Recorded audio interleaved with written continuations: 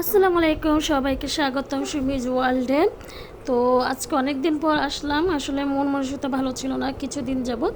আমার বড় বোন সে খুবই অসুস্থ, হুট করেই অসুস্থ হয়ে পড়েছে। যে কী থেকে কী করবো কিছুই বুঝতে পারতেছিলাম না।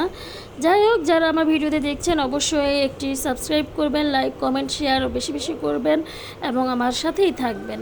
পুরো ভিডিওটি না টেনে দেখবেন আর অবশ্যই অবশ্যই অবশ্যই সাবস্ক্রাইব করবেন।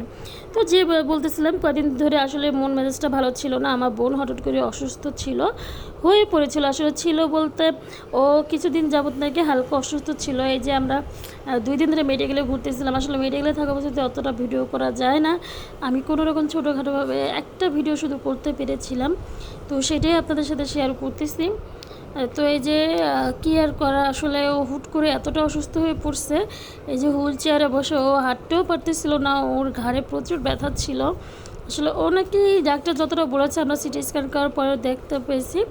প্রথমে এক্স রে করেছিলাম এক হসপিটালে, পরের দিন যে লাউ সেটাই রয়েছে, ওর কোনো সমাধান হয়নি। তো পরের দিন আমরা আবার সুপারে গিয়েছিলাম।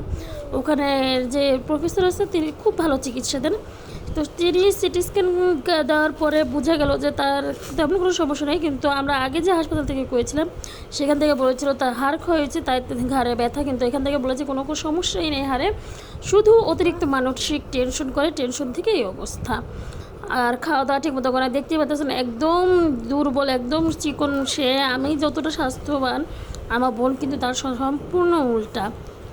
যাই হোক, আমার বোনের জন্য সবাই দোয়া করবেন, আমাদের জন্য দোয়া করবেন, আর আমাদের সাথে থাকবেন, আমার চ্যানেলটির সাথে থাকবেন এবং বেশি বেশি লাইক কমেন্ট সাবস্ক্রাইব এবং বেশি বেশি শেয়ার করবেন। আর আমাদের জন্য অবশ্যই অবশ্যই প্রে করবেন। আপনাদের জন্য শুভকামনা রইল এবং রমাদান মোবারক রইল আপনাদের জন্য। তো ভিডিওটি এই পর্যন্তই, শুধু দেখানোর উদ্দেশ্য এই যে আপনারা একটু দোয়া করবেন আর নিজেদের জন্য নিজেরা ভালো থাকবে। আল্লাহ হাফেজ।